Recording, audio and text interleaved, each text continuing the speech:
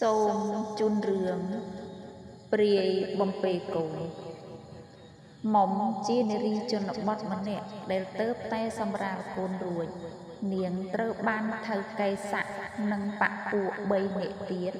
រុំលោភបំពានយ៉ាងប្រៃផ្សៃរួចបានសម្លាប់កូននាងដែលទៅតែមានអាយុ6ថ្ងៃនៅចំពោះមុខនាងដោយខ្លាចរឿងអាស្រូវពួកគេបានចាក់សាំងដុតផ្ទះសម្លាប់នាងទាំងរស់មុនពេលឆេះស្លាប់មុំយំអោបសពកូនជាប់នឹងទ្រូងរួចច្រៀងបំពេកូនទាំងទឹកភ្នែករួមជាមួយនឹងពាក្យសម្បត្តិសងសឹកយ៉ាងខូខើតារាណាឈាមកូនអញមិនទាន់ស្រួលវិញ្ញាណអញមិនទៅណាឡើយសំឡេងបំពេនេះជាសំឡេងដែលពួកឯងបានឮចុងក្រោយ10ឆ្នាំក្រោយមកក្រុមអ្នកសម្លាប់ទាំង4នាក់បានคล้ายជាអ្នកមានអំណាចប៉ុន្តែសុបិនអាក្រក់របស់ពួកគេក៏បានមកដល់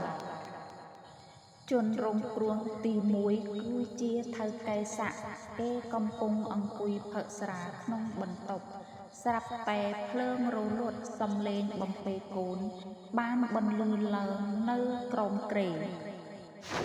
ស្រីមុំក្នុងរបៀបជាព្រាយសក់វែងអន្លាយមុខរលួយបានចេញមកដកអណ្ដាតរបស់គេទាំងរស់ដើម្បីសងសឹកពាក្យភូតភរកុហកបញ្ជាឲ្យសម្លាប់កូននាងបន្ទាប់មកក៏នាយចេក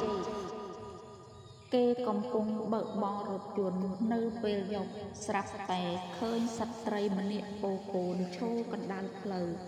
ពេលនោះឡានរេចង្កូតទៅបុកដើមឈើគេគៀបជាប់ក្នុងឡានស្របពេលសំឡេងបំពេកូនកាន់តែគៀកទៅ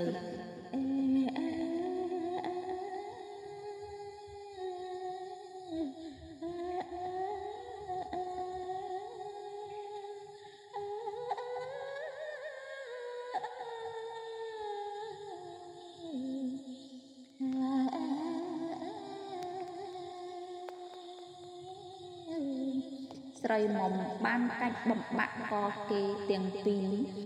ម្ដងមួយរួចហើយដុតឡានចោលដោយដែលគេធ្លាប់ធ្វើដាក់នាង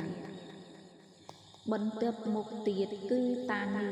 គជាយាមសូត្រធម៌និងប្រើមន្តអាគមបង្ក្រាបនាងមុំ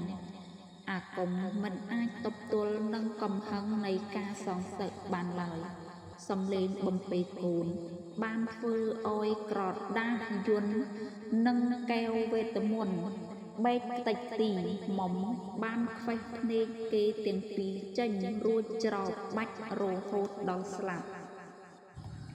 អ្នកចុងក្រោយបំអស់គឺនាយមើនភ័យខ្លាចរហូតរត់ទៅពួននៅបន្ទប់សុវត្ថិភាពដ៏រឹងមាំប៉ុន្តែនៅពេលអត្រាតសំឡេងបំពេកូនបានបន្លឺឡើងក្នុងត្រចៀករបស់គេផ្ទាល់មុំមិនសម្លាប់គេភ្លាមនោះទេ